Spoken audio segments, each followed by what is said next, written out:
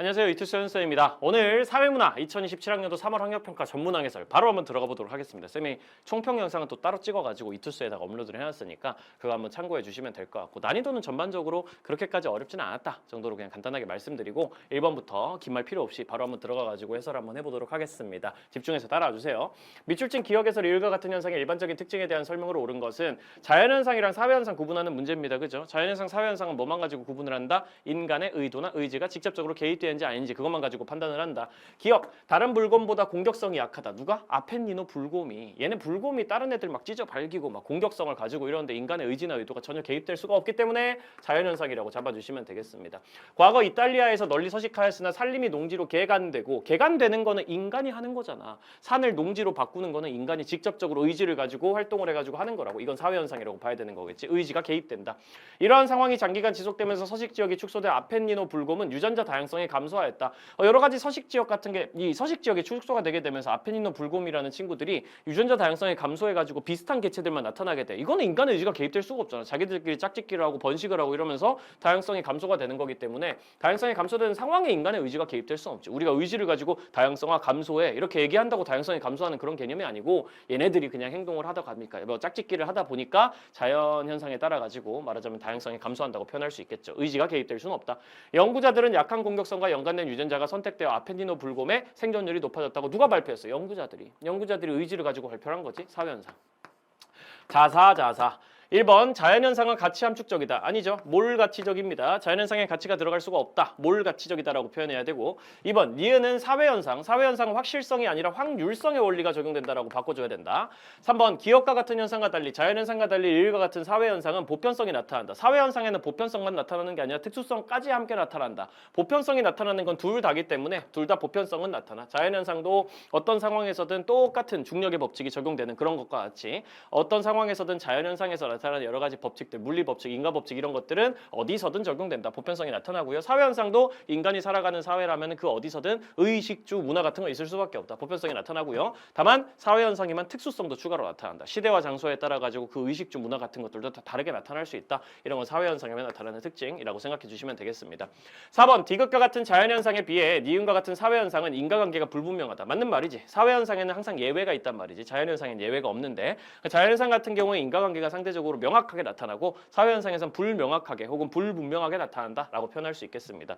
5번 리을과 같은 사회현상과 달리 디귿과 같은 자연현상은 경험적 자료를 통해 연구할 수 있다. 아니지. 둘 다 경험적 자료를 연구할 수 있는 거야. 경험적 자료라는 게 보고 듣고 느낄 수 있는 자료, 다른 말로 형이하학적인 연구를 할 때 경험적 자료를 연구한다는 표현을 쓰는데, 둘 다 형이하학적인 혹은 과학적인 탐구가 가능하기 때문에 자연과학도 있고 사회과학도 있는 겁니다. 둘 다 경험적인 자료를 통해서 당연히 연구할 수 있어요. 보고 듣고 느낄 수 있는 자료를 통해 연구하는 거지, 선험적 자료로 무슨 형이상학적 연구를 하는 거 그런 것들은 자연현상이나 사회현상이나 우리가 일반적으로 과학적 탐구를 한다라고 얘기를 했을 때 해당되지 않는 표현. 둘 다 경험적인 자료를 혹은 과학적인 접근이 가능하다라고 기억해 두시는 거 쌤이 이제 개념 완성 때부터 많이 했던 얘기니까 기억만 잘하고 계셨으면 무난하게 푸셨을 것 같아요.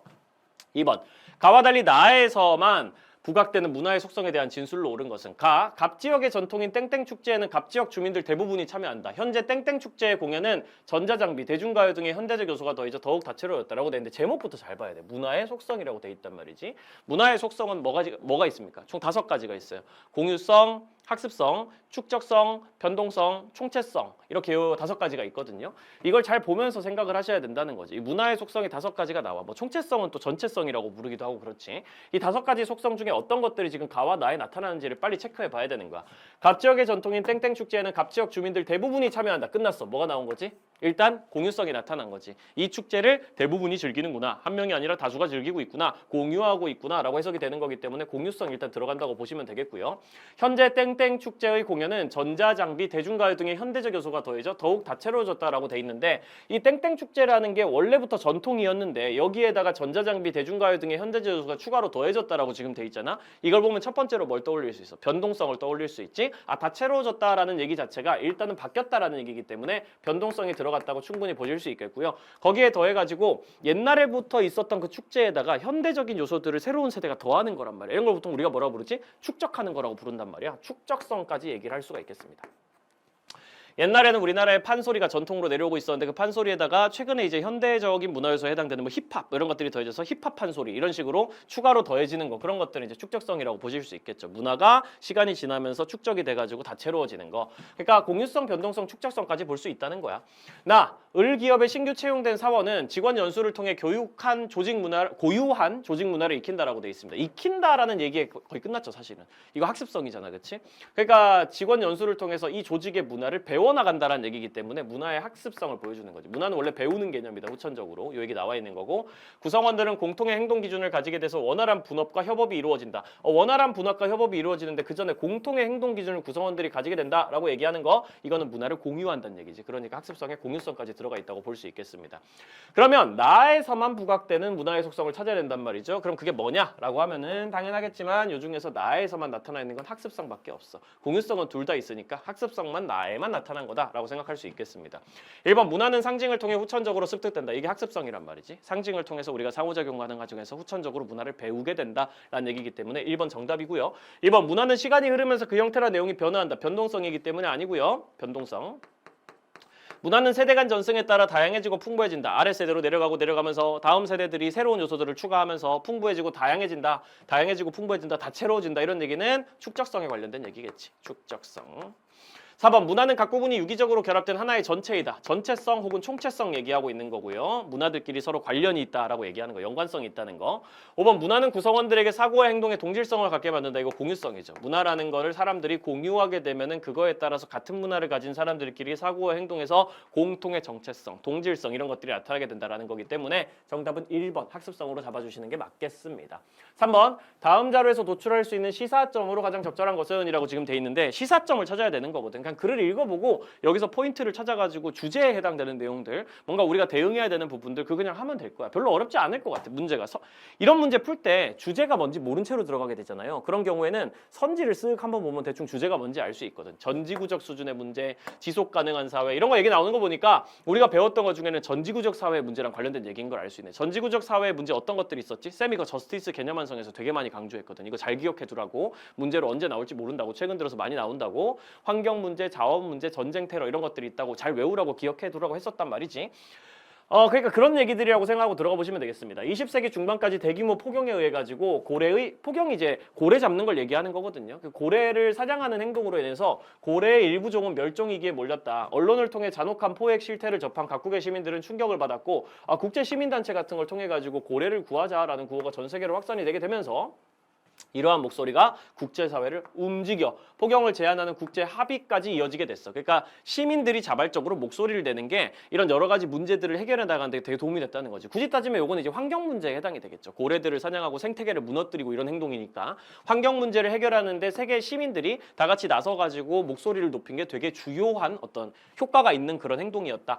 1번 환경 문제는 국가들의 개별적 활동으로 해결해야 한다. 그런 얘기 아니잖아요. 전 세계에 있는 시민들이 각 나라들에서 열심히 목소리를 내고 국제 시민단체 이런 여러 나라에 있는 시민단체들이 연합을 해가지고 움직이는 국제 시민단체 그런 걸 통해 가지고 전 세계 시민들이 다 같이 달려들어야 될 문제다 이런 얘기가 나와 있는 거지.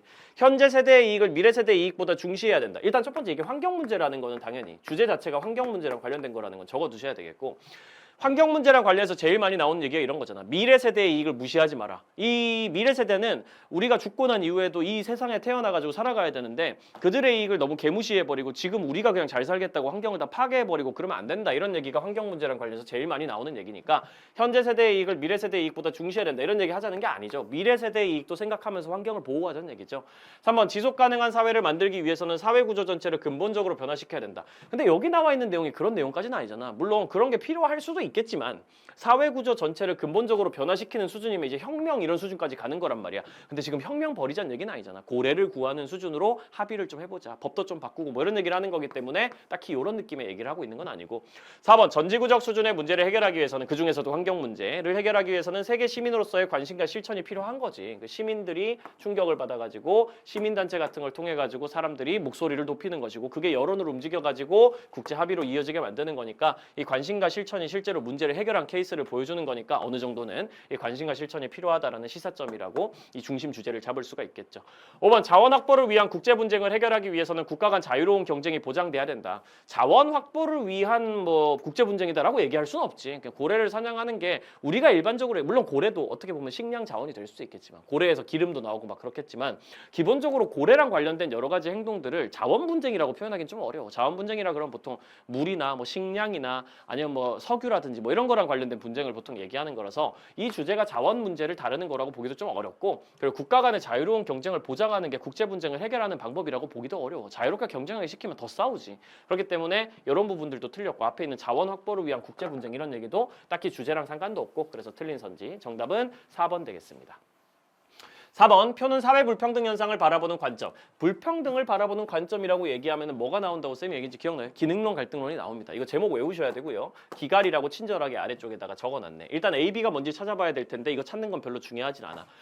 별로 어렵진 않아. 중요하지 않은 건 아니지. 중요한데 어렵지 않다고. 직업 간의 기능적 중요도의 차이가 있는가? 이거 다른 말로 얘기하면 뭐예요? 직업 간의 기능적 중요도 차이가 있다. 다른 말로 귀천이란 말이야. 이게 지금 직업 간의 기능적으로 더 중요한 직업이 있고 덜 중요한 직업이 있어. 귀한 직업이 있고 천한 직업이 있어. 이걸 인정하는 쪽은 기능론이잖아. 기능론이 직업의 귀천을 인정하니까 기능론입니까? 라고 물어보는 선지란 말이야. 그럼 여기 yes라고 대답한 B가 당연히 기능론일 거고 A가 갈등론이 되겠습니다. 이거는 뭐 여기다 한 응답이 틀릴 일은 없죠. 뭐 점수형 문제 이런 것도 아니니까 그냥 맞다라고 생각하고 문제 풀면 되겠어요. 1번 가에는 뭐가 들어가야 되는 거야? 갈등론이 yes고 기능론이 아닌 내용이 들어가야 된다고. 갈 O 기 X 이런 내용이 들어가야 된다. 가에는 갈등론만 동의하는 내용이 들어가야 되는데 불평등은 보편적으로 나타난다. 이거는 갈등론, 기능론 둘 다 동의하는 거라고 쌤이 이 불평등 파트 다룰 때 분명히 얘기했었거든요. 갈등론과 기능론 둘 다 불평등 현상은 원래 보편적인 거다. 지금 우리가 살고 있는 세상에서 보편적으로 어디서든 나타나는 현상이다라는 걸 부정할 수는 없단 말이야. 그렇기 때문에 둘 다 yes라고 대답하는 내용으로 들어가야 돼가지고 이렇게 예, 아니오로 나뉘는 내용으로는 들어갈 수 없게 됩니다. 갈만 맞고 기능론은 틀린 내용으로 적절하지 않다. 2번 사회적 이소가치의 분배 기준은 지배 집단에게 유리하다라고 보는 거는 갈등론만의 입장이 맞지. 사회적 이소가치의 분배 기준은 우리 모두의 합의에 의해서 우리 모두의 이익을 위해 가지고 있는 거다라고 얘기하는 게 기능론이라면 갈등론은 아니 특정 집단, 지배 집단, 기득권들한테만 유리한 거야라고 보기 때문에 2번 맞는 얘기고요.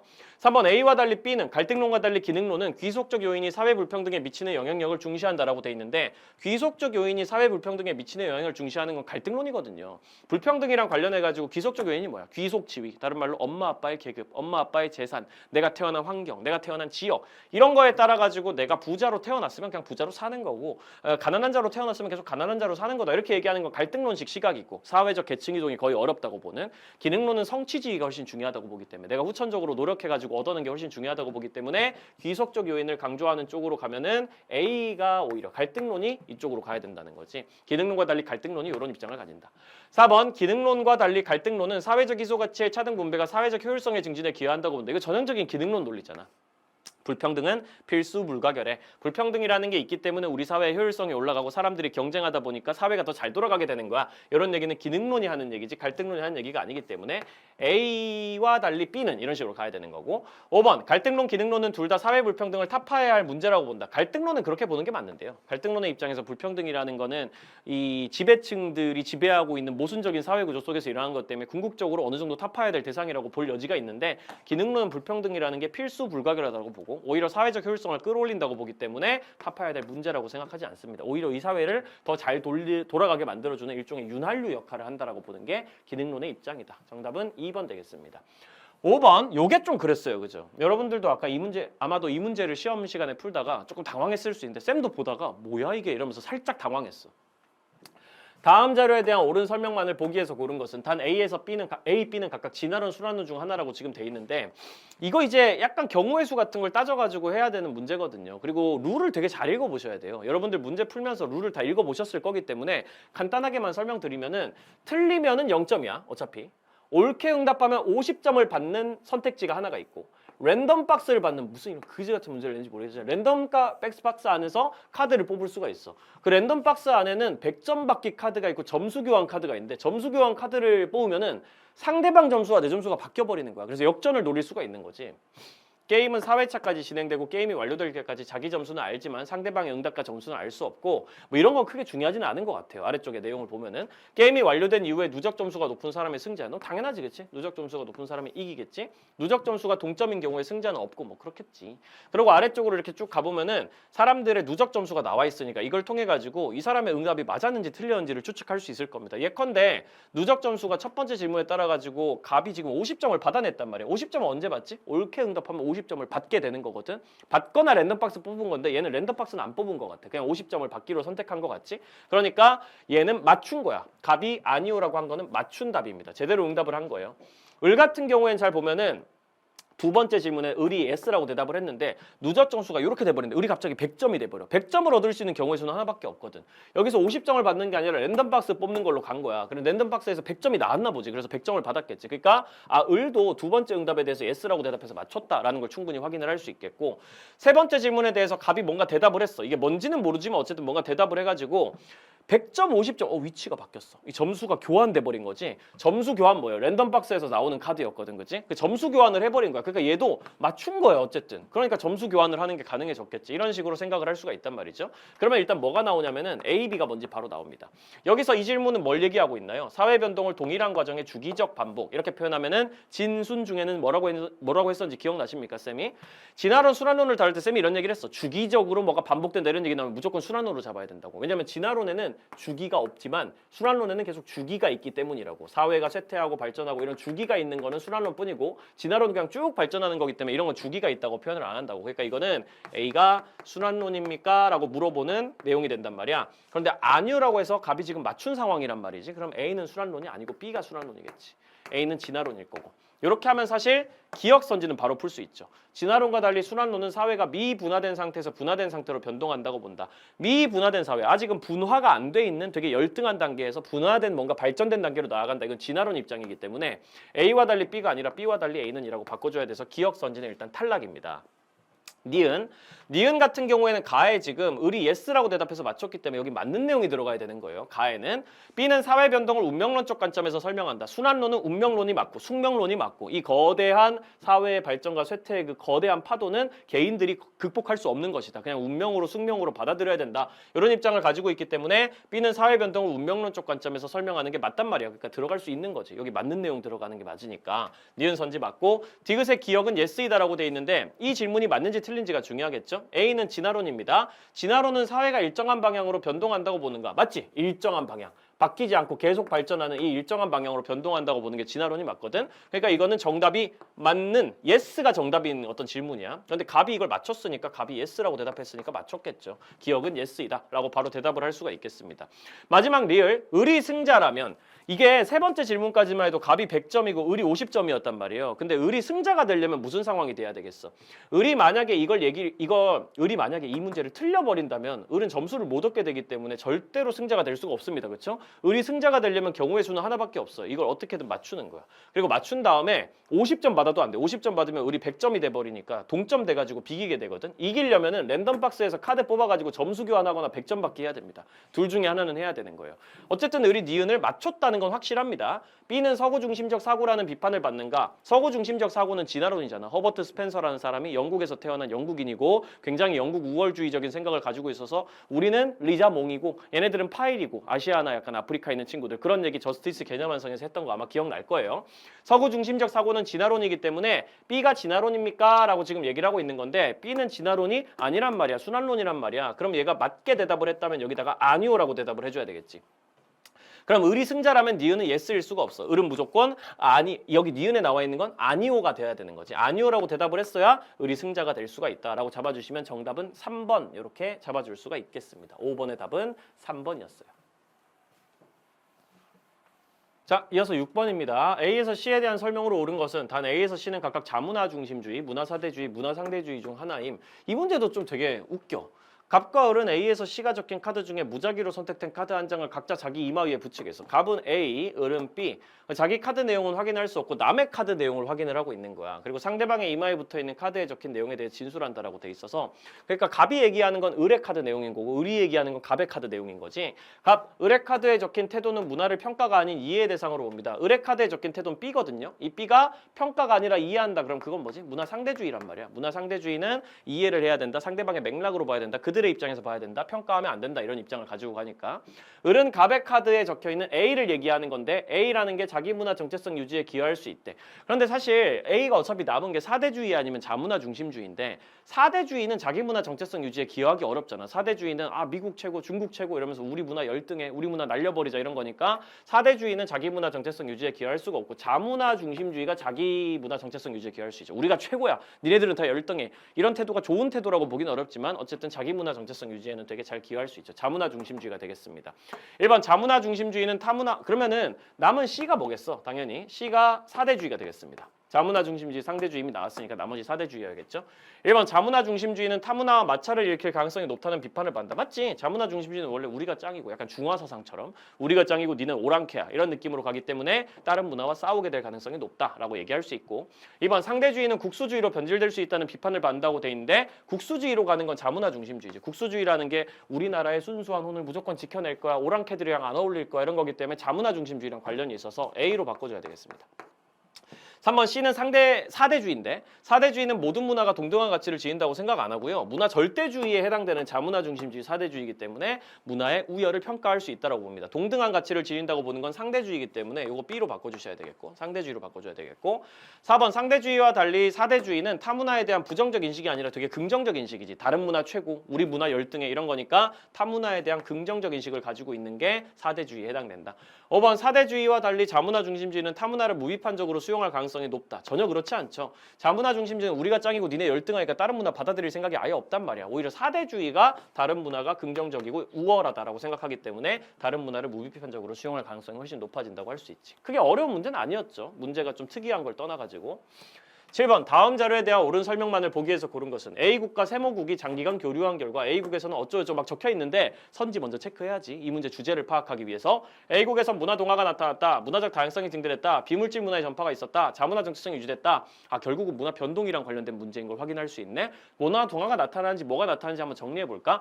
A국과 세모국이 장기간 교류한 결과 A국에서는 A국의 언어도 쓰고 세모국의 언어도 쓰고 둘 다 공용어로 사용했다. 이런 병존이잖아요. 외부에서 넘어온 거랑 원래 있던 거랑 같이 있는 케이스니까 병존이 나타난 거고 미국에서는 전통 의복과 네모국 이주민의 의복이 결합된 새로운 의복이 유행을 하게 됐다. 이러면 문화 융합이지, 그지?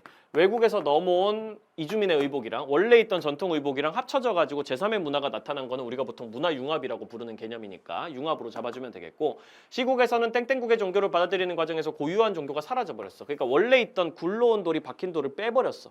박힌 돌을 굴러온 돌이 빼버리는 그런 일이 벌어졌어. 이거 동화지, 그치? 문화 동화라고 부르는 개념입니다. 그럼 C국에서 문화 동화가 나타났기 때문에 탈락이고요. A국에서 문화 병존이 나타났습니다. 니은 C국에서는 문화 변동 후에 문화적 다양성이 증대될 일이 없죠. 굴러온 돌이 박힌 돌을 빼내면은 원래 하나 있던 게 하나로 그냥 대체되는 거기 때문에 다양성이 증대됐다고 표현은 못하지. 병존이나 융합에서는 다양성이 증대됐다고 표현하고 동화는 다양성이 증대됐다는 표현 못 씁니다. 지금 B국과 달리 C국에서는 비물질 문화의 전파가 나타났다고 돼 있는데 C국에서는 넘어온 게 지금 종교잖아. 종교가 넘어왔잖아. 종교는 비물질 문화가 맞지. 뭐 물리적 실체가 있거나 아니면 그 물리적 실체를 만들어내는 테크놀로지, 기술 이런 걸 다 물질 문화라고 부르는데 그런 건 아니니까요. 종교는 굳이 따지자면은 제도 문화라고 보는 거 일반적으로. 제도 문화나 관념 문화의 사이에 걸쳐 있는 정도 보통 이렇게 많이 봅니다. 약간 종교적으로 여러 가지 규칙들이 있잖아. 그럼 종교 규칙, 종교 체계 이런 것들은 사회 질서를 유지하는 역할을 하기 때문에 제도 문화라고 부르기도 하고 약간 종교 이념, 종교 세계관 이런 것들이 약간 관념 문화에 해당되는 그런 개념으로 둘 다에 약간 해당될 수 있는 개념이긴 해. 어쨌든 비물질 문화의 전파라고 하면은 종교가 비물질 문화인 거 확실하기 때문에 C국에서는 맞고 B국에서는 아니지. 왜냐면 B국에서는 의복이 지금 전파가 되는데 의복은 물질 문화가 맞잖아. 이건 물리적 실체가 있기 때문에 그러니까 B국과 달리 C국에서는 비물질 문화의 전파가 나타났다라고 얘기를 할 수 있고 리얼 A국과 B국 모두에서 자문화 정체성이 유지되는 문화 변동이 나타났다고 돼 있는데 병존이나 융합이나 둘 다 자문화 정체성이 유지가 되는 거 맞죠. 병존도 원래 있던 자문화, 외부에서 넘어온 타문화 같이 있는 거니까 자문화 정체성 유지되고 융합 같은 경우도 자문화, 외부에서 넘어온 타문화 합쳐져서 제3의 문화가 되는데 그 안에 자문화의 정체성이 들어가 있는 게 맞으니까 자문화 정체성은 유지된다라고 표현할 수 있습니다. 정답은 5번이 되겠어요. 8번.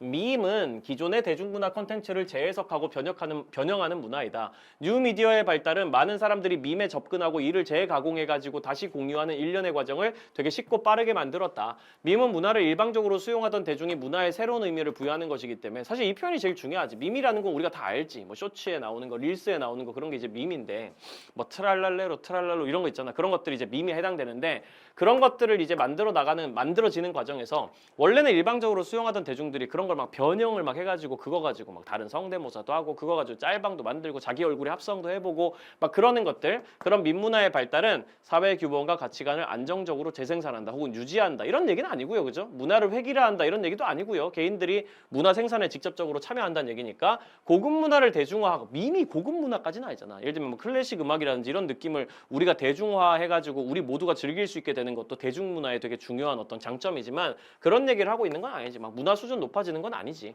오락과 휴식을 제공해서 개인의 스트레스를 완화한다. 그것도 이 대중문화가 제공해 줄 수 있는 되게 큰 장점이지만 그냥 여기 나와 있는 내용을 보면은 이게 대중들의 스트레스를 줄여준다 이 얘기에 집중이 돼 있는 건 아니야. 5번.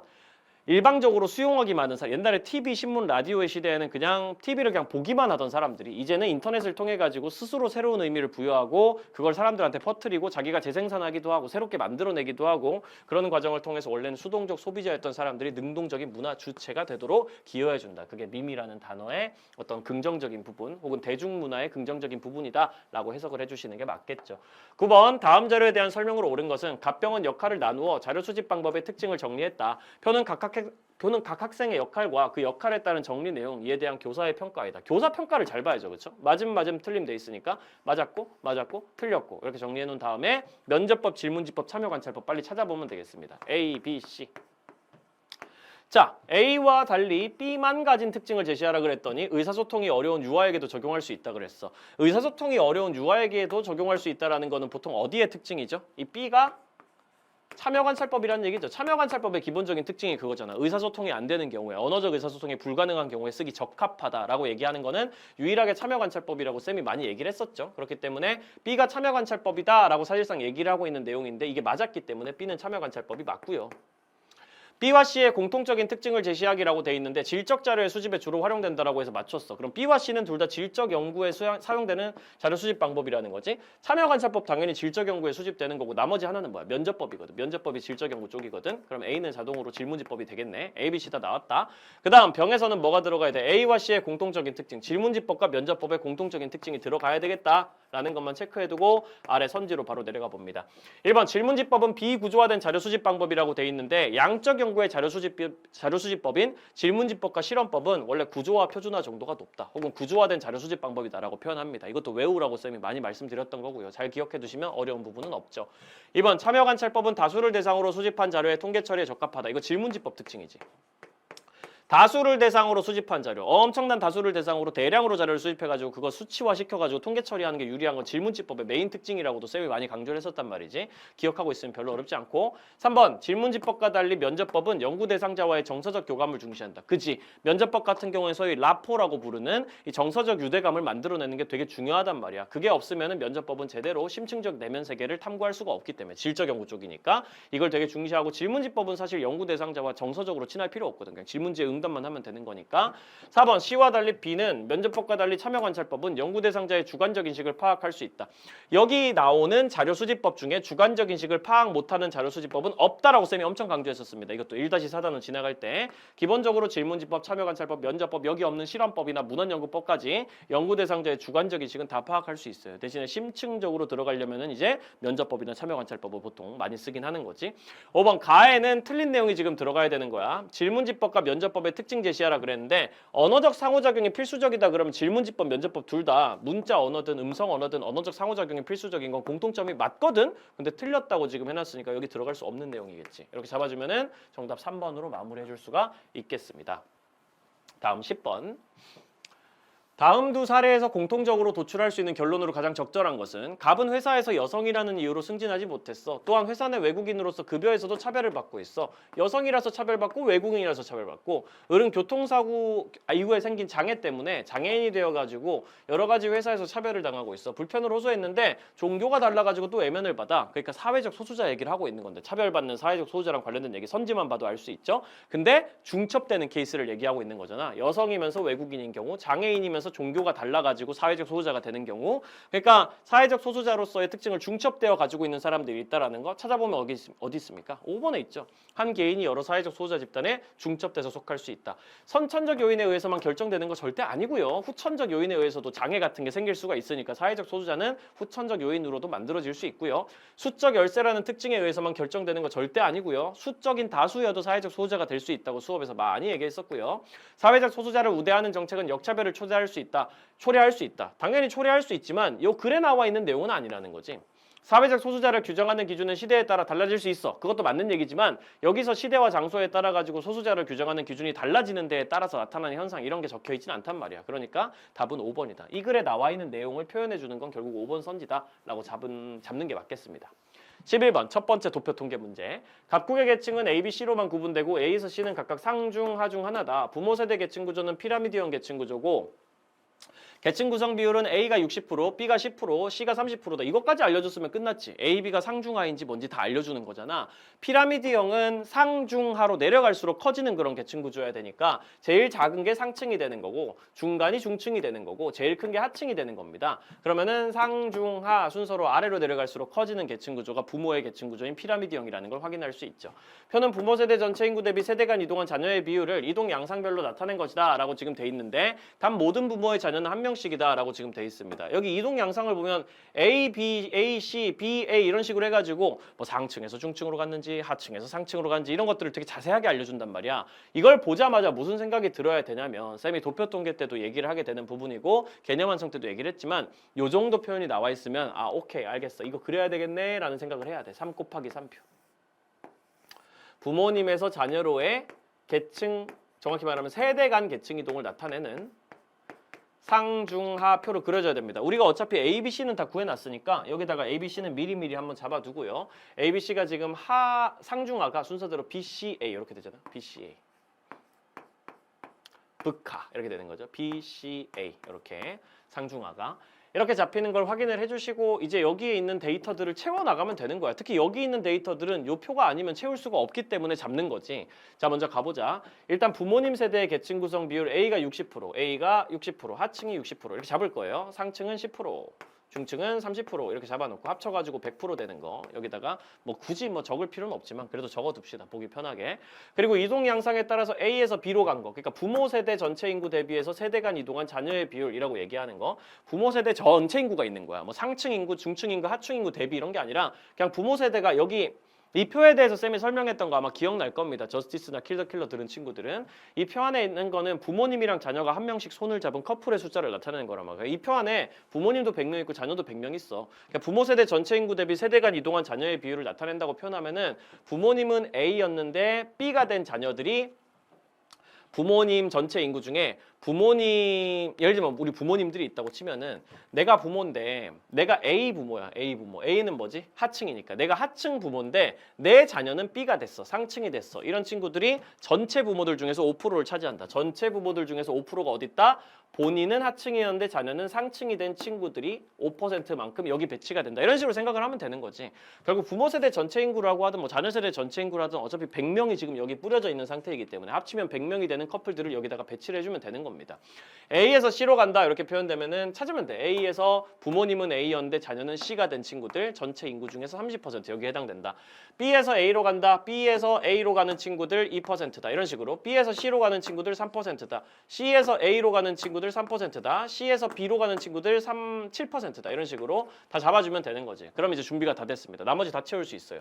여기 다 더하면 10 나와야 되거든요. 여기 5 잡아줘야 되고 여기 다 더하면 30 나와야 되거든요. 20 잡아주면 되는 거고 여기 다 더하면 60 나와야 되거든요. 그러니까 여기다가 25 잡아주면 되겠네요. 그렇게 하면 우리가 나머지 또 다 채워줄 수가 있습니다. 이쪽으로 자녀 상층 다 더하면은 17 커플 돼야 돼.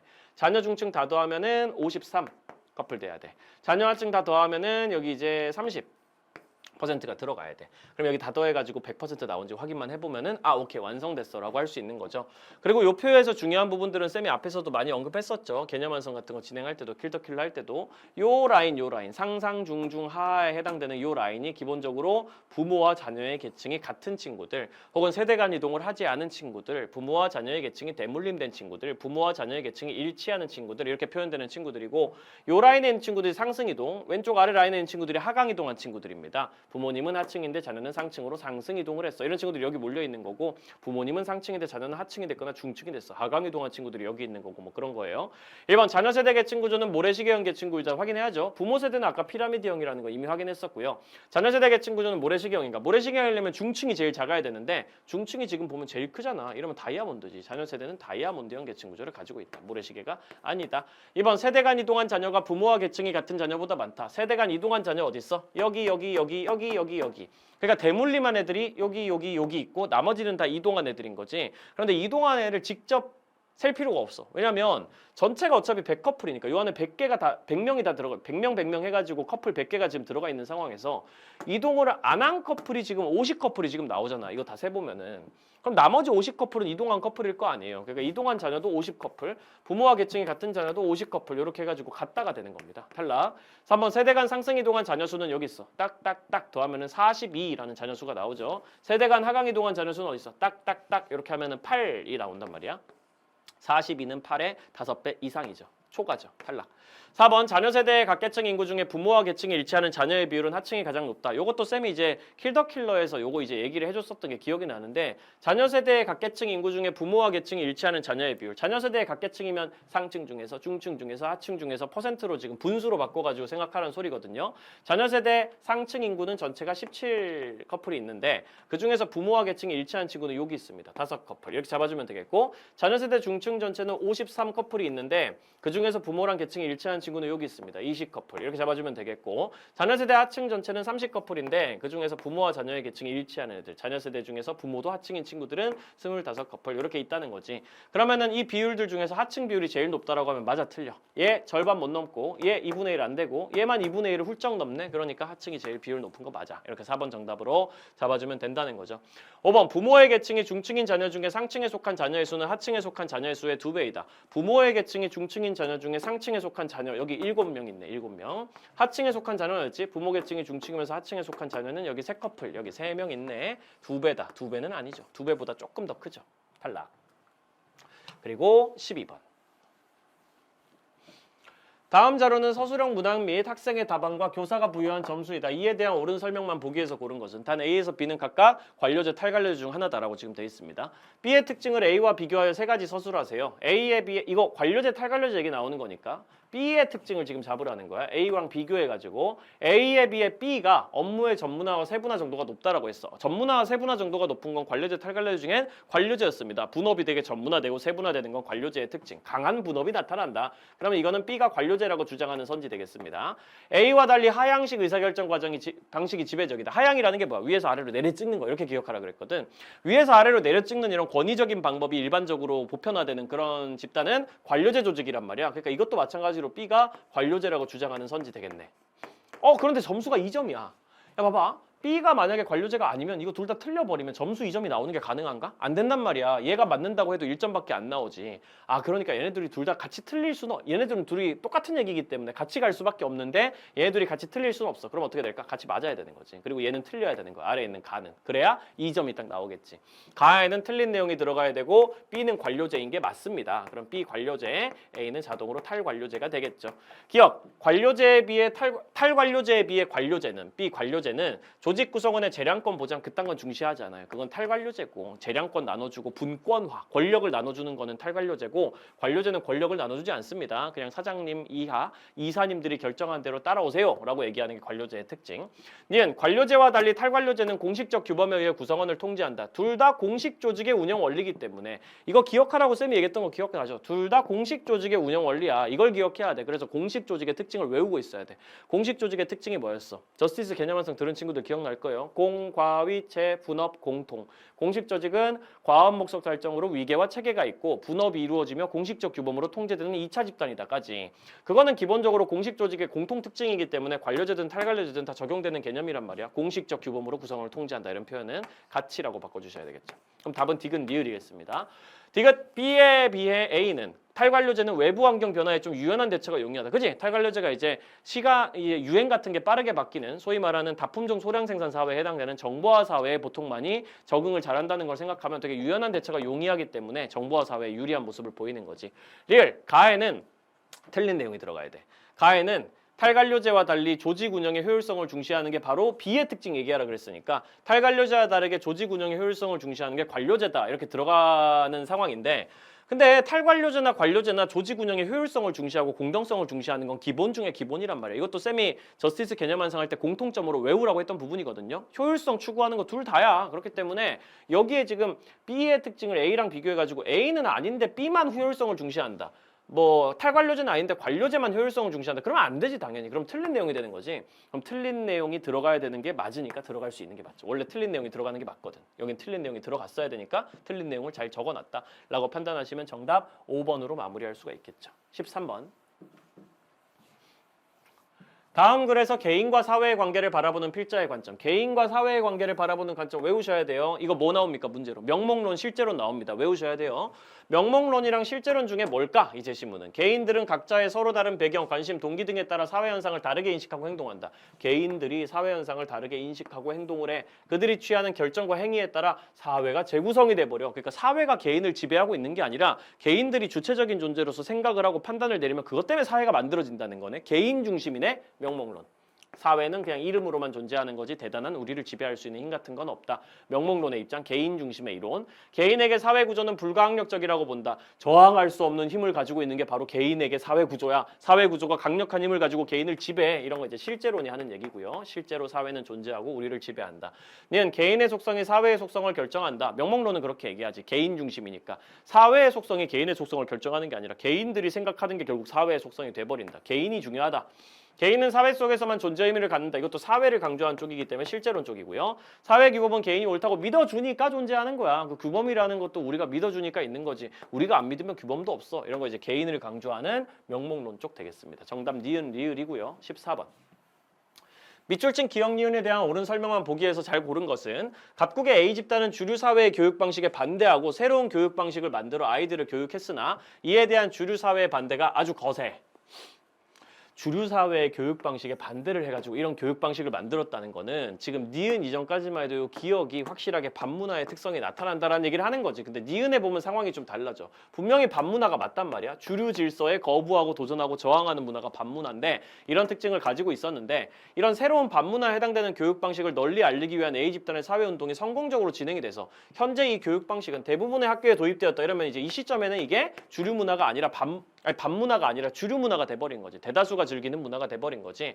그러니까 주류 문화가 되기 전에 기억에는 반문화의 특성이 나타나는 거고 니은은 급격한 사회 변화에 대항하기 위한 사회운동이다. 아니죠. 우리가 반문화를 가지고 있어. 주류 질서를 바꾸고 싶어하는 그런 문화를 가지고 있는데 그 문화를 퍼뜨리기 위한 운동을 하게 되면 그건 지금 있는 사회를 바꾸려고 하는 운동이지 사회 변화에 대항해서 하는 보수주의적이거나 복고 반동적인 운동 이런 건 아니라는 거지.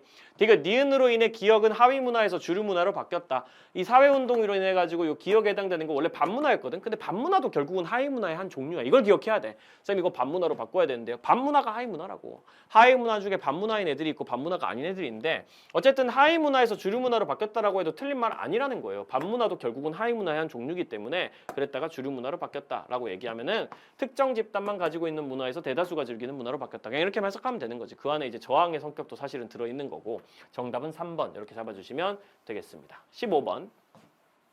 밑줄 친 기억에서 비읍에 대한 설명으로 옳은 것은 여기 이제 이 공식 조직, 비공식 조직, 이익사회 이런 얘기 나오니까 이거 2-3단원에 나오는 이제 공식 조직, 비공식 조직 같은 집단의 구분 그리고 2-2단원에 나오는 귀속지위, 성취지위, 역할 갈등 이런 거랑 관련된 문제라는 걸 알 수 있죠. 1번부터 풀어봅시다. 기계공학과, 대학교라는 공식 조직 안에 있는 또 다른 공식 조직. 그러니까 이거 이 사람들을 가르치기 위해 가지고 만들어진 학교 안에 있는 과 같은 것도 다 공식 조직이고 회사 안에 있는 부서 이런 것도 공식 조직이라고 쌤이 얘기 많이 했었죠. 이거 공식 조직 당연히 맞고요. 비읍에 나와 있는 사내 로봇 동호회, 회사라는 공식 공식 조직 안에서 만들어진 친목 목적으로 만들어진 동호회 같은 것들 비공식 조직의 대표적인 사례라고 얘기했거든. 뭐야? 1번 바로 정답이네. 1번 정답입니다. 1번 니은은 이익사회이자 공식적 사회화 기관이다. 니은 세모 자동차 회사 이익사회인 거 맞아? 이익사회 공동사회 어떻게 구분하지? 이익사회는 인위적으로 만들어진 것, 공동사회는 그냥 스르륵 자연스럽게 어쩌다 보니 만들어진 것, 딱히 의도 없이 만들어진 것. 그러면 회사는 당연히 이익사회가 맞잖아요. 인위적으로 돈 벌려고 만들어진 곳이니까 맞고, 공식적 사회화 기관인가? 근데 공식적 사회화 기관은 공식 조직이랑 다르잖아. 이거 무슨 뜻이었지? 교육을 목적으로 만들어진 집단이었단 말이지. 근데 회사가 교육을 목적으로 만들어졌나? 돈 벌려고 만들어졌잖아요. 교육을 위해서 만들어진 게 아니거든. 이건 이제 비공식적 사회화 기관으로 보셔야 됩니다. 교육이 이루어지긴 해. 사회화가 이루어지긴 하지만 교육 그 자체를 목적으로 만들어진 학교나 학원이나 훈련소 같은 집단은 회사는 아니야. 그렇기 때문에 탈락. 3번 디귿은 귀속지위이다. 부장은 귀속지위가 아니죠. 성취지위입니다. 귀속지위는 태어날 때부터 결정되거나 살아있다면 누구나 가질 수밖에 없는 지위. 예컨대 노인이라든지 남자라든지 이런 것들이 귀속지위인데 부장은 전혀 그런 거 아니고요. 살아있다고 누구나 다 부장이 되는 게 아니기 때문에 성취지위로 바꿔주셔야 되고, 4번 리을은 갑의 역할 갈등에 해당된다. 리을 고민이야. 근데 뭐가 고민이지? 회사를 계속 다닐지 퇴사 후 창업을 할지. 대표적으로 역할 갈등이 아닌 케이스로 문제로 맨날 나오는 진로 고민이야. 이건 역할 갈등이 아니라, 역할 갈등은 두 개 이상의 역할이 충돌해가지고 무엇을 선택해야 될지 잘 모를 때 생기는 표현이고, 이런 건 그냥 진로 고민이기 때문에 역할 갈등이랑 전혀 상관없습니다. 5번 미음은 갑의 역할에 대한 제재이다. 안 봐도 돼요. 제재나 보상이 뒤에 붙어 있으면은 앞에는 무조건 역할 행동에 따른 제재나 보상이라는 표현이 들어갈 수가 있어. 역할이라고 하면 안 돼. 제재나 보상은 무조건 역할 행동 때문에, 외부적으로 실제로 네가 한 행동 때문에 일어나는 거지, 너가 역할이라는 걸 가지고 있다고 해서, 어떤 기대를 받고 있다고 해서 사회적으로 너의 역할이 이런 거야 라고 부여받았다고 해가지고 보상을 주거나 제재를 하는 건 절대 아니거든. 이것도 쌤이 엄청 강조했던 거니까 당연히 기억이 나셔야 되는 부분. 기억이 안 나시면 2-2단원 꼭 강의 다시 들어보셔야 되고, 이렇게 해가지고 우리 15번까지 이어가지고 풀어봤습니다. 자, 16번입니다. 다음 자료에 대한 분석으로 옳은 것은 단 A에서 C는 각각 사회보험, 공공부조, 사회서비스 중 하나라고 돼 있어요. 벤 다이어그램으로 표시가 돼 있죠. 사실 개념 완성 잘 따라왔고 킬더킬러도 따라오고 있는 중이라면은 이렇게 생긴 벤 다이어그램을 처음 보는 건 아닐 겁니다. 그렇죠? 특히 개념 완성에서 쌤이 요즘 들어가지고 이런 식으로 3개의 어떤 사회복지제도를 벤 다이어그램 3개짜리로 그려가지고 문제로 내는 경우가 되게 많다라고 설명을 했었던 게 기억이 나네요. 한번 풀어봅시다. 이거는 사실 여기에 있는 이 퍼센트를 다 줬기 때문에 이거 그냥 읽어보면 다 그런 얘기죠. 그냥 여기 있는 거는 A만 수급받는 애들이고, 여기 있는 건 C만 수급받는 애들이고, 여기 있는 건 B만 수급받는 애들이고, 2개 받는 애들이 있고 셋 다 받는 애들이 있다. 3중 수급자들도 있고 2개씩 받는 애들도 있고, 뭐 이런 얘기를 하는 거기 때문에 그냥 이걸 있는 그대로 봐줘가지고 여기에 각각 해당되는 퍼센트들을 적어놨다라고 생각하시면 되겠습니다. 좀 문제를 푸는 과정에서 좀 쉽게 하기 위해 가지고 사실 여기 있는 걸 다 더해가지고 A가 몇 퍼센트인지, B가 몇 퍼센트인지, C는 몇 퍼센트인지, 그리고 합집합은 얼마인지, 하나라도 수급받는 애들이 얼마인지, 아예 수급을 안 받는 애들은 얼마인지, 이런 것들도 적어놓으면 조금 더 편리할 거잖아요. 그러니까 계산을 해가지고 금방 적어보자고. 여기는 다 더하면은 20에다가 15 더하는 거니까 35%가 될 거고, A 같은 경우에는, B 같은 경우에는 다 더해가지고 40에다가 55에다가 20까지 더하는 거니까 60 이렇게 되겠네요.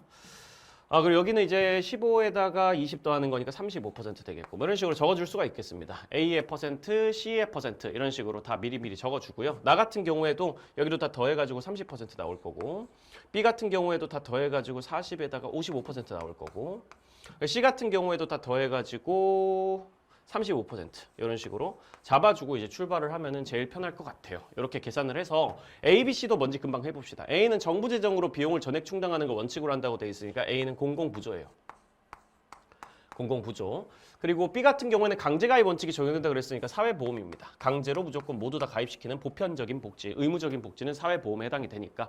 그리고 C는 나머지 이제 사회 서비스가 되겠다라는 것까지 적어주시면은 마무리가 되겠네. 사회 서비스, 사회 서비스, 사서 이렇게 적어두도록 하겠습니다. 그렇게 해서 ABC를 파악한 다음에 진짜 마지막으로 해야 될 거는 이제 여기 있는 거, 인구는 나 지역이 가 지역의 3배라고 돼 있으니까 나 지역이 가 지역의 인구의 3배만큼 차이가 난다.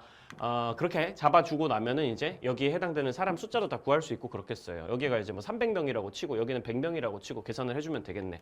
그리고 하나만 더 하면은 합집합이랑 밖에 있는 소위 말하는 이 여집합에 해당되는 친구들, 밖에 있는 수급을 안 하는 친구들도 적어주면 제일 좋을 것 같으니까 계산을 간단하게 간단하게만 해보면은 여기 B가 60%에다가 여기 15 요것만 더해주면 되니까 계산을 해주면은 90%가 여기 합집합이 되겠습니다. 그럼 밖에는 10%가 있겠다라는 것까지 확인을 할 수가 있겠고 나지역 같은 경우에도 여기 다 더해가지고 55%에다가 여기 25%를 더해야 되니까 합집합이 80%라는 거를 파악을 할 수가 있겠네요.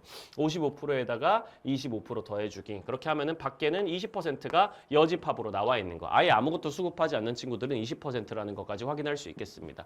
그럼 문제를 풀어보면 되는데 1번 갑국 인구의 90% 이상이 사회보장제도의 수혜자이다. 이건 사실 오래 걸리면 안 되는 게 갑국 전체 인구가 여기 400명이니까 400명 중에서 실제로 수급자가 몇 명인가 이렇게 계산해도 크게 상관없어. 그런데 사실은 그렇게까지 안 가도 요거는 쌤이 킬더킬러에서 알려줬던 가중평균의 원리란 말이지. 저스티스에서도 살짝 알려줬었던 거. 그래 봐봐. 가 지역에서는 90%만큼이 어쨌든 사회복지제도의 수혜자가 돼. 나 지역에서는 합집합으로 80%만큼이 어쨌든 사회복지제도의 수급자가 돼. 그러면 가 지역에서는 90%가 수급자고 나 지역에서는 80%가 수급자면은 가, 나 지역밖에 없다라고 지금 돼 있었기 때문에 나 지역이랑 가 지역만 있는 그런 나라기 때문에 그렇게 생각을 하면 갑국 인구라는 거는 가 지역과 나 지역을 합친 인구가 되는 거죠. 그렇죠? 근데 가 지역에서는 90%가 수급받고 나 지역에서는 80%가 수급받으면 이 둘을 합친 지역에서는 전체 사회복지제도 수급자 수가 몇 퍼센트가 됩니까? 90%와 80% 사이로 무조건 나오게 된단 말이에요. 가중평균의 원리이기 때문에. 말하자면 이런 거지. 90%짜리 농도를 가지고 있는 소금물이랑 80%짜리 농도를 가지고 있는 소금물이랑 합쳐버리면은 80%와 90% 사이의 농도를 가지고 있는 소금물이 탄생을 할 거란 말이지. 그런 느낌으로 생각하면 되는 거야. 여기선 복지제도 수혜자의 농도가 90%. 여긴 복지제도 수혜자의 농도가 80%. 합치면은 90%에서 80% 사이로 나오기 때문에 90% 이상이 사회보장제도의 수혜자가 될 수는 없습니다. 정확히 말하면 갑국 인구의 80%보다는 갑국 인구 전체 중에서 여기 있는 80%라는 농도보다는 더 높고 90%라는 농도보다는 더 낮은 어떤 퍼센트가 갑국 인구 중에서 사회복지제도의 수혜자 비율이 된다. 이런 식으로 생각을 해주셔야 되겠어요. 뭐 그거 말고도 그냥 갑국 전체 인구를 400명으로 잡아서 여기 수급자 숫자 구하고 여기 수급자 숫자 구한 다음에 계산해봐도 크게 무리는 없겠고요. 이번 A와 C의 중복 수혜자 수는 나 지역이 가 지역의 1.5배이다라고 돼 있는데 A와 C의 중복 수혜자 수는 여기 찾으면 되는 거죠. A와 C의 중복 수혜자 여기 10%라고 돼 있습니다. 근데 100명 중에 10%니까 그냥 10명이라고 생각하면 되겠죠. 가 지역에서는. 나 지역 같은 경우에는 여기 합쳐보면 15%가 되는 걸 확인할 수 있는데 A와 C의 중복 수급자에 해당되는 친구들. 근데 300명 중에 15%이기 때문에 45명으로 계산하셔야 되겠습니다. 45명. 그러면 45명이 10명의 1.5배다 이렇게 얘기를 하면 안 되는 거죠. 그렇죠? 4.5배가 되는 거기 때문에 탈락 잡아주시면 되겠습니다. 3번 갑국 인구 대비 사회 서비스 이것도 이번에 문제 의도가 좀 느껴지니? 여기 같은 경우에는 그냥 10%라고 그냥 퍼센트만 잡으면 여기 10%고 여기 퍼센트만 잡으면 15%니까 1.5배다. 퍼센트로는 비율로는 1.5배가 맞는데 실제 사람 숫자를 구해줘야 되기 때문에 각 지역의 인구까지 감안해가지고 계산을 해보면은 사실 1.5배 차이가 아니고 4.5배 차이가 난다. 이런 식으로 계산을 하셔야 되는 거죠. 3번 갑국 인구 대비 사회 서비스의 수혜자 수의 비율은 20% 미만이다라고 돼 있는데 이번에도 갑국 인구 전체를 기반으로 이제 사회 서비스 수혜자 수의 비율을 지금 얘기를 하고 있단 말이지. 근데 사회 서비스 수급자 비율을 우리가 여기서도 구해놨고 여기서도 구해놨단 말이야.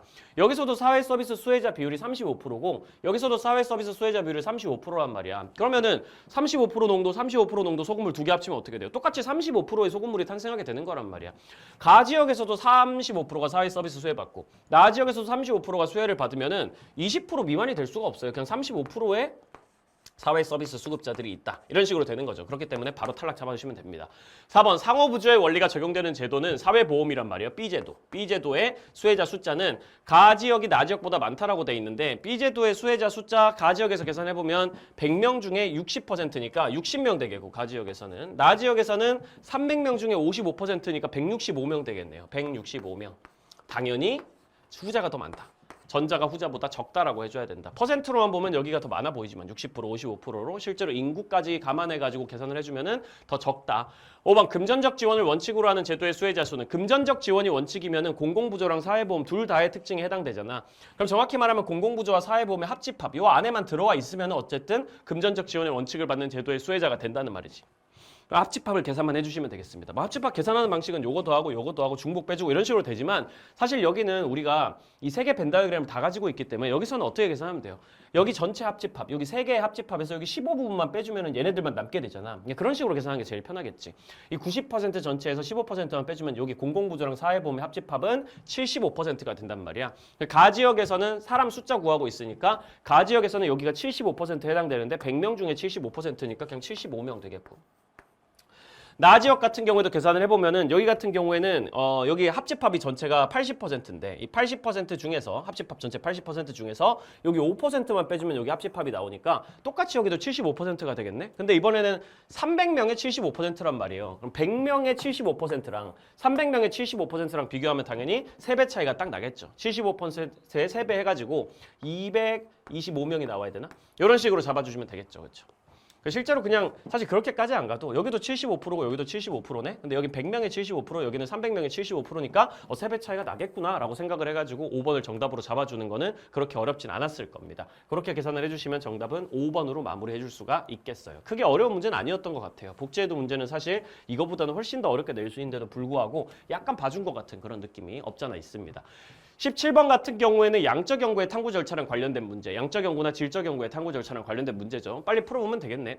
일단 기억선지, 갑의 연구는 방법론적 이원론이다. 방법론적 이원론은 결국은 질적 연구에 해당이 되기 때문에 갑의 연구가 질적 연구인지만 빨리 판단을 해보시면 되겠는데 갑의 연구에 지금 가설이 설정돼 있지? 근데 가설이 설정되면 양적 연구란 말이야. 우리 사회문화 교과과정 상으로는. 그렇기 때문에 즉시 탈락. 방법론적 이론론이라고 바꿔주셔야 되겠다라는 식으로 고쳐주셔야 되겠어요. 니은 A 집단은 실험 집단, B 집단은 통제 집단이다라고 돼 있는데 실험법이 사용됐는지 아닌지부터 찾아봐야 되겠지. 실험법이 사용되지 않았으면 실험 집단, 통제 집단이 없습니다. 실험법이 사용돼야지만 실험 집단, 통제 집단이 나타나는 거기 때문에 그거 감안해 가지고 일단 실험법이 사용된지 확인해 보자. 이 가설을 이렇게 두 개로 세웠단 말이야. AI 기반 학습 도구를 활용한 교육을 하면 고등학생의 학습 몰입도 향상에 긍정적인 영향을 미칠 것이다. 일단 여기서 세 가지 정보를 찾을 수가 있죠.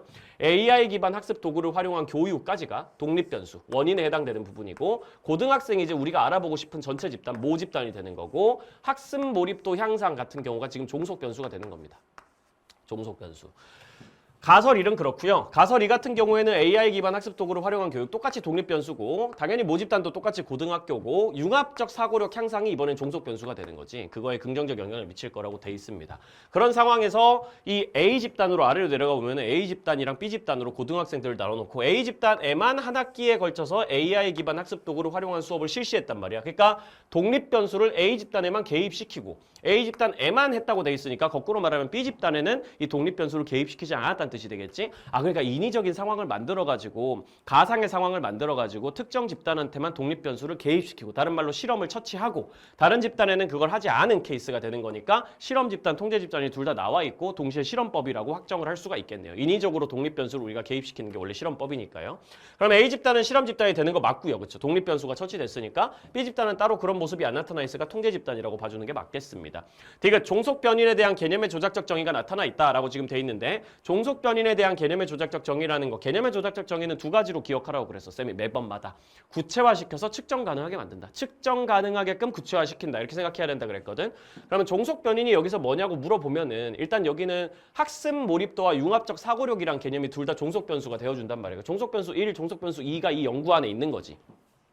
그렇게 생각을 해서 학습 몰입도라는 개념이나 융합적 사고력이라는 개념을 한번 생각해보면 이게 되게 추상적이란 말이에요. 학습 몰입도가 어떻게 측정을 하지? 그것만으로는 측정하기가 어려워. 융합적 사고력이라는 단어도 되게 추상적인 단어이기 때문에 그것만으로는 측정하기가 어려우니까 구체화를 시켜가지고 측정 가능하게 만들었는지 확인을 해봐야 되는데 바로 아래에 내려가면은 학습 몰입도라는 종속 변수 1은 과제 집중도, 자기 시간에 대한 통제감 등으로 지금 바꿔놨고 융합적 사고력은 사고 유연성, 창의적 문제 해결력, 구체화는 시켰죠 확실하게. 그렇게 해가지고 5점 척도 문항으로 측정했다고 돼 있어요. 그 측정 가능하게 질문 형태로 만들었으니까 이걸 개념의 조작적 정의라고 충분히 봐줄 수가 있는 거지. 5점 척도 문항으로 질문지법 형태로 질문을 해가지고 이 사람들한테 실제로 당신이 생각하기엔 문제를 내줬을 수도 있고 그렇지? 아니면 본인한테 직접 물어봤을 수도 있고 어떤 식으로든 구체화를 시켜가지고 원래 있던 개념들을 좀 짜잘하게 세분화시키고 구체화를 시켜가지고 측정 가능하게 만들었으니까 측정했다라는 표현이 나올 수가 있는 거야. 그것까지 감안하면은 이거는 개념의 조작적 정의가 맞다고 생각할 수 있지. 구체화시켜서 측정 가능하게 만들었어가지고 측정했던 게 가능했던 거구나라고 생각하면 되는 거지.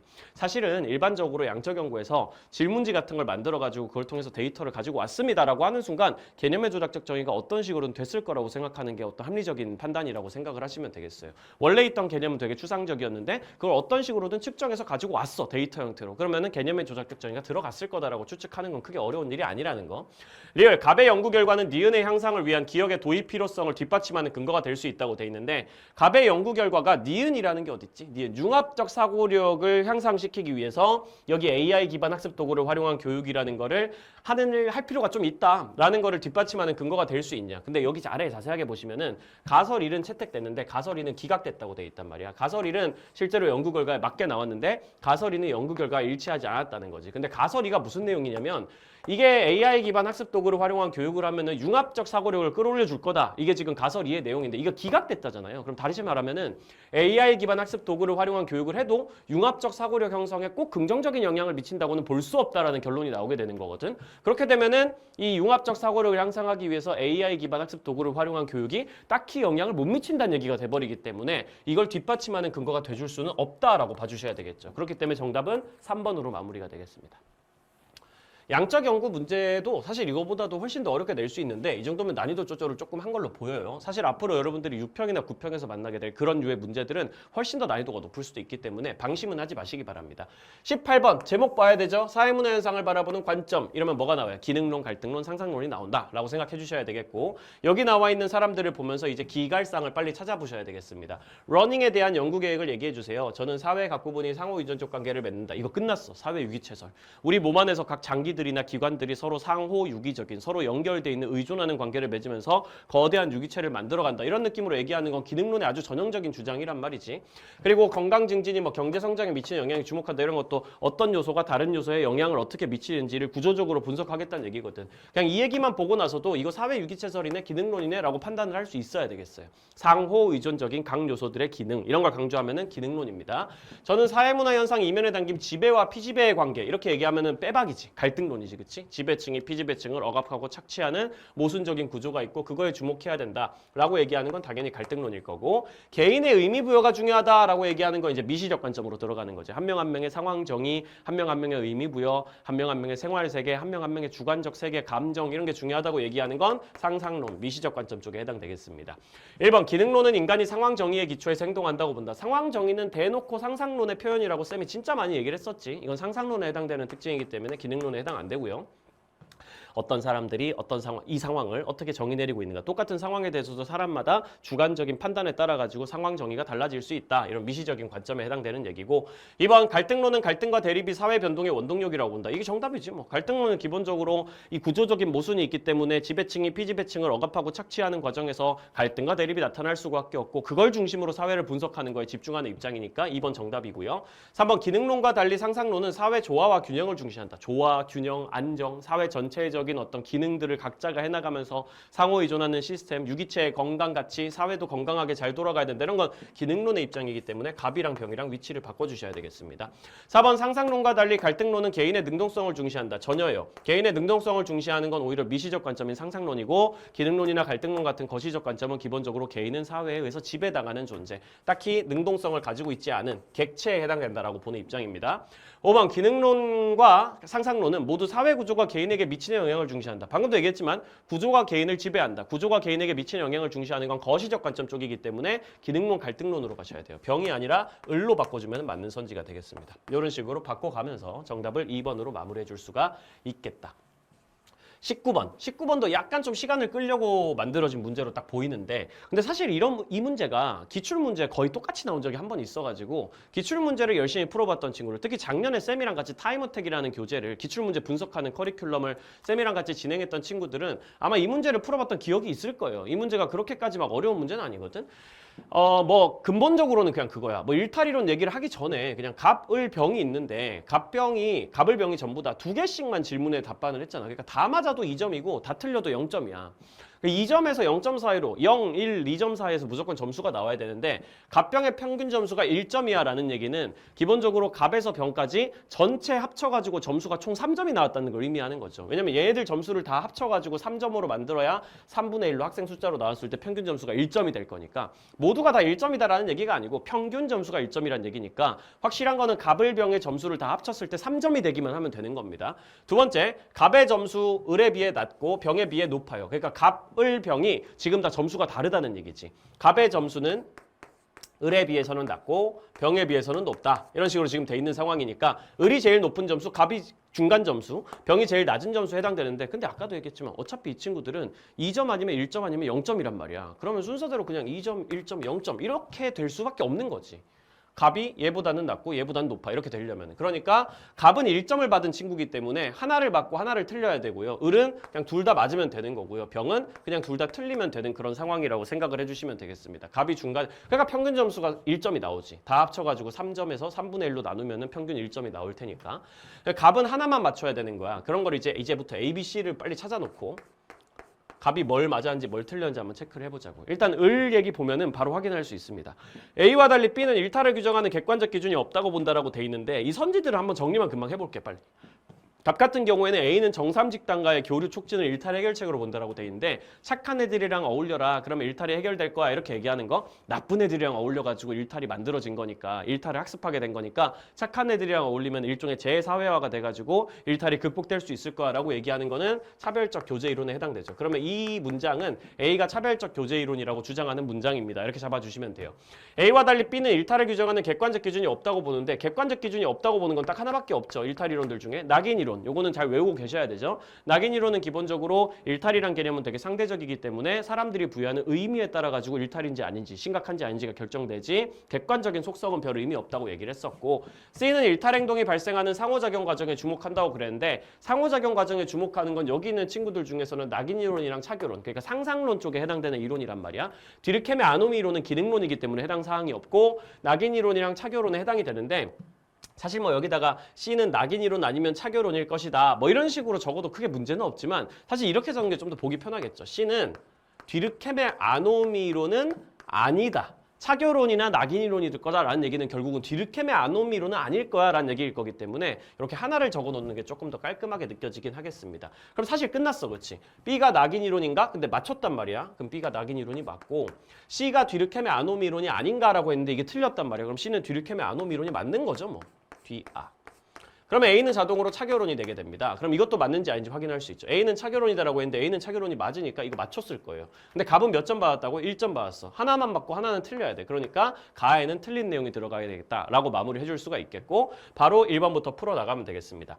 B. 낙인 이론은 급격한 사회 변동으로 무규범 상태에 주목한다. 그거 디르켐의 아노미 이론이고 사회가 엄청 바뀌면서 소위 말하는 혼란, 아노미 상태, 무규범 상태가 나타난다는 건 디르켐의 아노미 이론 얘기이기 때문에 탈락. B가 아니라 C로 바꿔줘야 되겠다. 2번 C와 달리 A는 디르켐의 아노미 이론과 달리 차교론은 사회 구조적 관점에서 일탈을 설명한다. 사회 구조적 관점으로 들어가는 건 오히려 디르켐의 아노미 이론 쪽이죠. 거시적 관점, 기능론에 해당되는 디르켐의 아노미 이론이기 때문에 사회 구조라는 표현 자체가 거시적으로 바라보겠다는 뜻이라고. 쌤이 저스티스에서도 그냥 사회적으로 바라본다라는 거는 사회 구조적이라는 표현은 다르다 그랬죠. 구조적인 관점으로 가는 건 거시적 관점이고 기능론이고 디르켐의 아노미 이론이라고 잡아주셔야 되기 때문에 A와 달리 C는 오히려 사회 구조적 관점으로 본격적으로 가는 디르켐의 아노미 이론이다라고 잡아주셔야 되겠어요. 확실한 건 C와 달리가 무조건 틀렸다는 거지. 디르켐의 아노미 이론이 구조적 관점이니까.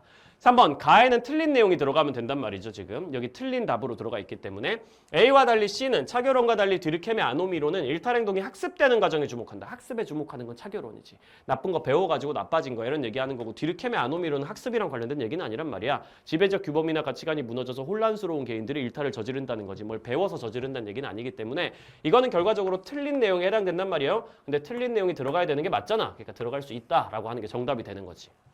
4번 나에는 맞는 내용이 들어가야 됩니다. A. 차교론은 차별적인 제재를 일탈의 원인으로 본다. 차교론은 차별적인 교제를 일탈의 원인으로 보고 나쁜 애들이랑 차별적으로 만나다 보니까 일탈을 배우게 된다는 거고 차별적인 제재는 낙인 이론이 하는 얘기지. 네가 한번 1차 일탈을 실수로 저지른 친구들한테 너무 과도하게 차별적으로 제재를 때려버리니까 얘가 흑화를 해가지고 2차 일탈을 저지르잖아. 이런 얘기는 낙인 이론 얘기이기 때문에 A가 아니라 오히려 B로 바꿔줘야 된다. 맞는 내용이 들어가야 되는 거기 때문에 이거는 B로 바꿔줘야지 맞는 선지가 돼서 여기 들어갈 수 있게 되는 거죠. 지금은 들어갈 수가 없습니다. 5번 다에는 틀린 내용이 들어가야 되는데 다에는 C와 달리 B는 디르켐의 아노미 이론과 달리 낙인 이론은 2차 일탈이 발생하는 과정에 주목한다. 낙인 이론만 2차 일탈이 발생하는 과정에 주목하는 거 맞거든. 처음에 사소한 일탈, 거기다가 1차 일탈이 있었다면 차별적 제재와 거기다가 부정적 낙인 찍기, 부정적 의미 부여 이런 것들이 들어가게 되면서 이 사람이 흑화해서 2차 일탈로 가게 된다. 반복되는 일탈을 하게 된다. 이런 얘기하는 거에 주목하는 건 유일하게 낙인 이론이기 때문에 2차 일탈에 발생하는 과정에 주목하는 건 낙인 이론이 맞단 말이죠. 지금 C와 달리 낙인 이론에 해당되는 얘기가 맞는 얘기인데 지금 여긴 틀린 내용이 들어가야 되잖아. 그러니까 맞는 내용은 들어갈 수 없지. 틀린 내용으로 바꿔줘야 들어갈 수 있다. 이런 식으로 해줘야 되겠습니다. 그럼 정답은 3번으로 마무리되겠습니다. 그리고 마지막 문제 20번. 이 문제가 조금 요만큼 살짝 변형이 돼가지고 조금 특이하다면 특이할 수 있는 모습으로 나오기는 했는데요. 그 저스티스 개념 완성 같은 거 들으면서 인구 부양비 문제를 어떻게 푸는지, 그리고 요즘에 킬 더 킬러 진행하고 있는 거 잘 따라온 친구들은 요거 보면서 그렇게까지 어렵다고 아마 느끼진 못했을 거야. 왜냐면 쌤이 진짜 많이 강조했던, 결국 여기 나와 있는 것들은 다 몇 대 몇인지 인구들끼리의 비율을 나타내는 거기 때문에 너무 어렵게 생각하지 말아라고 했던 그 내용만 기억하고 있다면 크게 어렵다고 생각 안 했을 거예요. 기본적으로 인구 부양비 문제는 여기 적혀있는 연도들을 그대로 따라가지고 적어온 다음에 뭐 한다 그랬습니까? 유소년 인구, 부양 인구, 노인 인구, 총 인구를 이 전체 연도별로 다 정리를 해줄 거라고 얘기를 했어요. 그런데 그 중에서 전체 인구가 증가하니 많이 뭐 이런 것들은 지금 당장 우리한테 중요한 건 아니고 연도별로 이제 유분호총을 정리하는 게 되게 중요하단 말이야. 근데 딱 봐도 별로 어렵지 않아 보이는 게 봐봐. 전체 인구 중에 유소년 인구 비율이 20%라 그러면은 예를 들면 이렇게 될 거 아니에요. 전체 인구 중에 유소년 인구 비율이 20%다. 총 인구 중에 20%. 그런데 유소년 부양비가 뭐지? 유소년 부양비는 부양 인구분의 유소년 인구 곱하기 100이야. 이건 결국 뭐라 그랬어? 부양인구 대 유소년 인구가 몇 대 몇인지 알려주는 지표잖아. 근데 부양인구랑 유소년 인구랑 몇 대 몇인지 알려주면은 여기 유소년 인구 20으로 적어놓은 거에 부양인구 비율에 따라 가지고 부양인구 숫자를 바로 추려낼 수 있을 거 아니에요. 그럼 부양인구까지 완성이 되면 노인인구도 채울 수 있을 거고 그러면 다 정리되지 않을까라는 생각을 바로 할 수 있어야 된단 말이지. 그럼 바로 가면 돼 그냥. 그래서 쌤이 이런 얘기도 했던 거 아마 기억날 거야. 이게 보통 이 연도별로 서로 원래는 이제 자기들끼리만 비율이 지금 이렇게 따로따로 만들어지게 되지만 나중에는 이제 보통 이 연도들끼리 연결을 해가지고 비교할 수 있는 숫자로 만들어줘야 된다. 이런 얘기를 쌤이 계속 했는데 수업 중에. 그걸 해내기 위해서는 어떤 숫자들의 연결성이 필요하단 말이죠. 뭐 전체 숫자가 뭐 2배 증가한다든지 뭐 50% 감소한다든지 이런 게 필요한데 그게 기준이 부양인구가 될 때도 있고 유소년 인구가 될 때도 있고 총인구가 될 때도 있고 다양하단 말이야. 근데 맨 위에 보면은 전체 인구 증가율이라는 게 나와 있는 걸 보면은 아 결국은 전체 인구를 가지고 연결시켜 주겠구나라는 생각을 미리 하고 들어가야 되는 거고 그 미리 하고 갔다면은 쌤이 이 얘기도 했던 거 아마 기억날 거예요.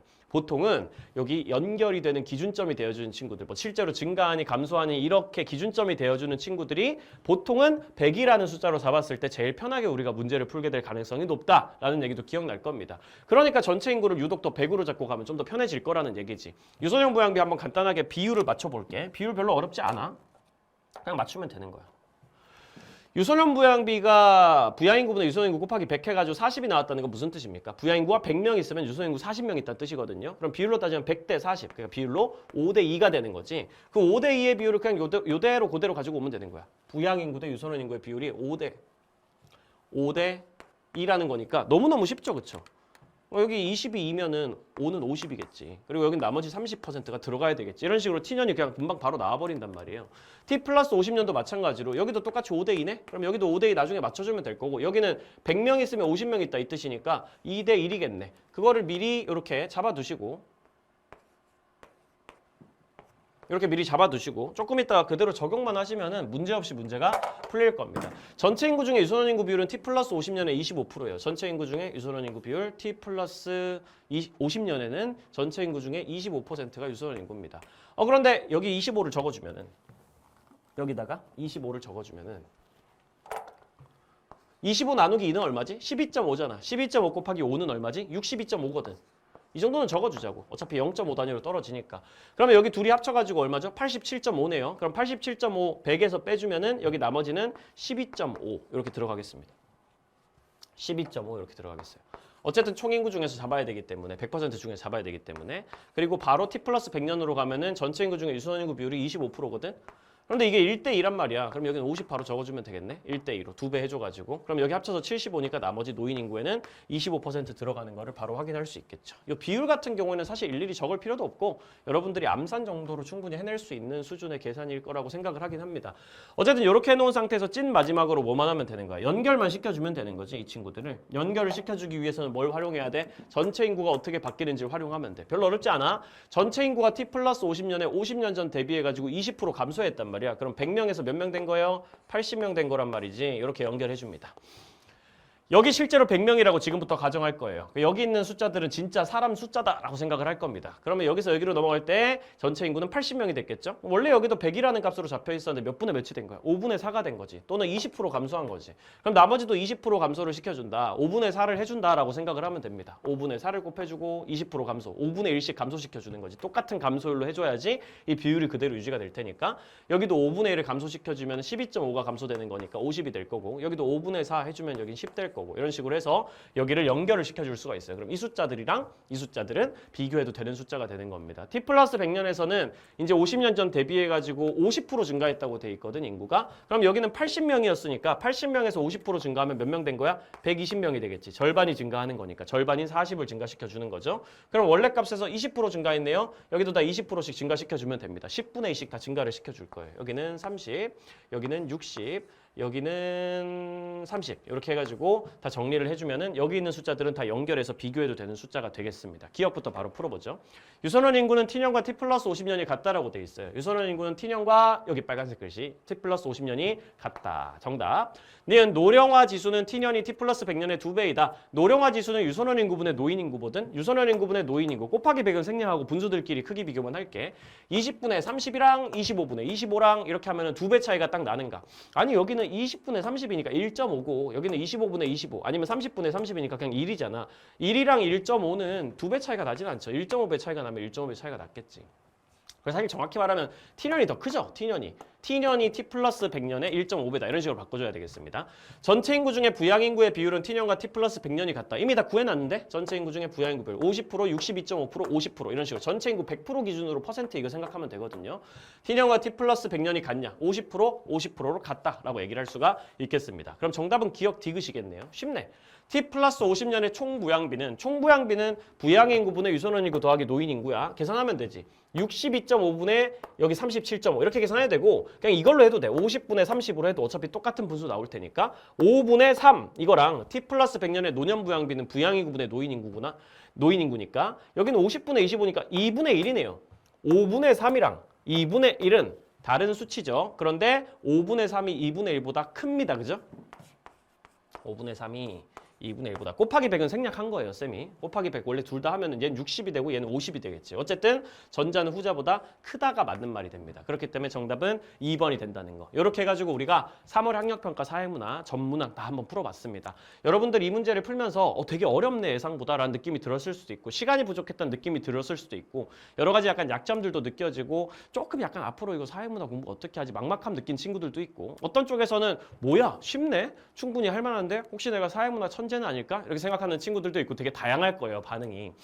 우울해하지도 말고 오만해지지도 말고 그냥 원래 하던 대로 그냥 꾸준히 쭉 해나가면 됩니다. 어차피 쌤이 앞으로 여러분들이 사회문화 만점을 받기 위해서 필요한 커리큘럼은 이미 다 구성이 끝나 있으니까 그 구성에 따라가지고 그냥 쭉 따라오기만 하면 무난하게 쌤이 만점을 받게 해드릴 자신이 있거든요. 그러니까 대신 지치지만 말고 이제 봄바람이 막 불어오고 막 이러니까 나태해지지만 말고 그냥 꾸준히 일주일에 몇 시간씩 사회문화 공부하는 시간 잡아가면서 꾸준히 좀 준비를 해주시면 되겠습니다. 그리고 이번 시험은 점수에 집중하지 말고 내가 가지고 있는 약점을 파악하는 어떤 기회가 되는 그런 시험이었다라는 부분이 좀 집중을 해가지고 분석을 좀 반복해가지고 해주시고 이 해설들도 여기까지 꼼꼼하게 들으셨으면 너무너무 수고 많으셨고 여기까지만 해도 사실 되게 대단한 겁니다. 처음에 본 모의고사를 되게 쌤이랑 같이 빡세게 분석을 해본 거니까요. 그렇게 생각을 하시고 앞으로 좀 여러분들의 실력을 향상시키는 그런 계기가 되는 시험이 되길 바라면서 쌤은 조만간 또 본 커리큘럼에서 뵙도록 하겠습니다. 해설 듣느라 수고하셨어요. 지금까지 이투스 현수쌤이었습니다.